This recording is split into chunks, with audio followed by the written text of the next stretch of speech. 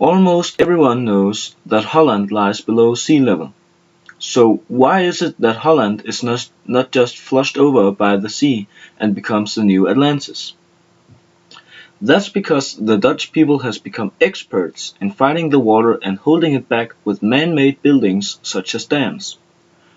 But once upon a time, there was a guy who found out that the water levels in the whole world was rising. That information reached the ears of a Dutch engineer who thought, if the water levels are rising, then we must build bigger dams. But that would cost a lot of money and resources too. What if there was an easier way? What if we could work with the water instead of fighting against it? That idea led to the construction of IJburg, a part of Amsterdam which consists of floating houses and a couple of artificial islands. IJburg consists, at the time, of 6 artificial islands and the neighborhood of floating houses in the Eye Lake. The construction and settlement on the 6 islands formed Phase 1 in the plan of expanding the Amsterdam borders on water. 4 more islands are planned to be constructed in the future, but the construction of the last 4 islands has been delayed by a superior administrative court decision to annul the building permit of Phase 2 in the project due to a lack of consideration for the local environment. The artificial islands are made primarily of layer on layer of sand, which is spread out on the bottom of the lake.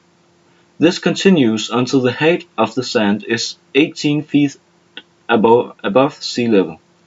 The sand is then compressed to make it dry and safe to build on, so the island does not sink, like Atlantis. When the island is safe to construct on, the island is about 4 to 6 feet above sea level. This method is called the pancake method, because of the way you put layer on layer and make it look like a stack of pancakes.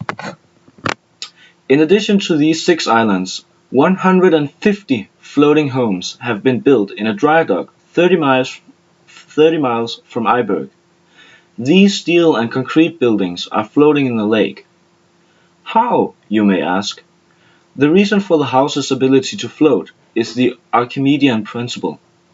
The principle says, if the weight of the water displaced by an object is equal to the weight of the object, the object can flow.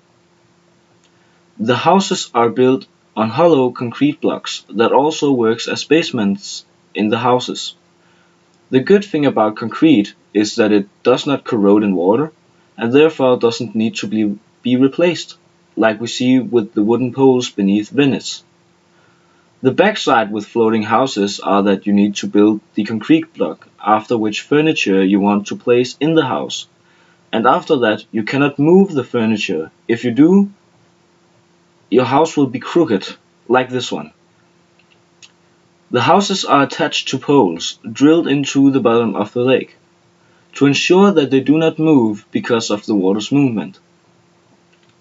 The houses can rise and sink with the water. Since the houses are floating, the Dutch are using sluices to control the height of the water so the houses don't get in such a height that they are ripped off from the poles and are free floating. The IJburg project is a huge springboard for future colonization on the sea. As the water levels around the world are rising, there's a lot of countries and inhabited areas that will be flushed away by the sea. Because these areas are, as most of Holland is, below sea level. If the scientists and engineers can take the IJburg project and scale it up to whole cities instead of small neighborhoods, we could solve the overcolonization of the continents. We could evacuate whole cities from nature disasters, and we could have them live on the sea.